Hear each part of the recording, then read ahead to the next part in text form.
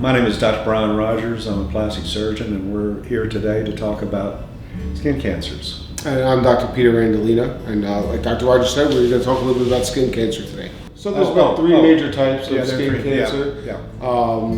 There's the basal cell carcinoma, squamous cell carcinoma, and melanoma. Those are the three major types. There are probably 12 or 14 others that are very significant malignant skin cancers that are extremely rare and often not seen at all, maybe once or twice in one's practice. So there are others as well. We'll go on severity.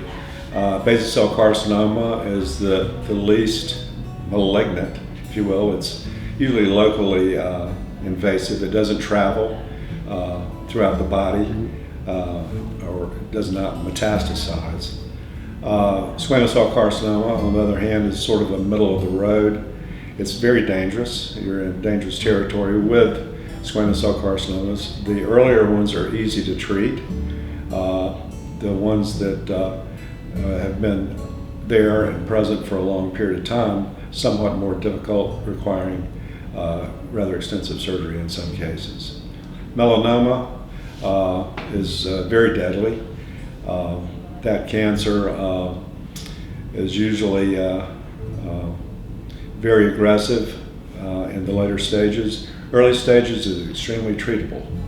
So with melanoma, early detection is the way to cure. Is the key to successful treatment of it. Yep, for sure. It's something that the quicker and the easier you diagnose it and you treat it, the better your outcome is going to be. So it's not something you should sleep on. It's not something people should just brush off. It's really something that you should, if you're worried about it or you've been diagnosed, you should really come to get it taken care of, like I said, either by a plastic surgeon or a dermatologist. Or general surgeons sometimes as well deal with some of those if there's not one in your area, or a plastic surgeon or a dermatologist in your area that can assist you with that. So there are a couple different treatment options for skin cancer. There are some creams and ointments that you can put on them that will help, and those usually are by prescription by a physician. Mostly dermatologists prescribe them. Then there is surgical options or excisions of these. So basically, we cut them out, and the way I always explain it to my patients is, in order to treat or cure a skin cancer, there's a certain amount of clean skin or normal healthy skin, what we call a margin, that you need to get around that in order to cure it. And then each skin cancer has its own margin that we need to get, and there's no need to get into that today, but if someone has that, we go over that with them. And then there are some cases where patients do require further treatment, whether it be radiation therapy, and also some immunotherapies as well for more advanced cancers. We might choose to do a biopsy if we're not really sure, and that means taking under a local anesthesia, taking a small piece of tissue from that area and sending it to the pathologist, and they can tell us what type of lesion this is. It could be benign, it could be malignant. If it's malignant, they will tell us the type, and once we know the type of lesion it is, then we can determine how to take it off and what kind of radius or how big an area needs to come off. Right.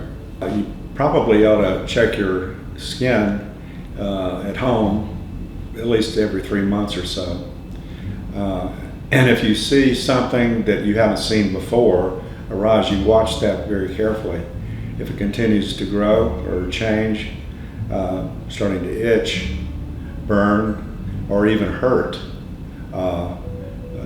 see your dermatologist or your plastic surgeon or general surgeon. Ways to prevent skin cancer, sunscreen, very, very important to put on, and just covering up, wearing hats, long sleeve shirts, maybe some long pants or something like that if you're going to be doing outside work. And like we talked about before, early detection. So if you do, check yourself regularly. If you do see something, you should get it checked out sooner rather than later. These things are easier to take care of when they are smaller than when they are larger, obviously.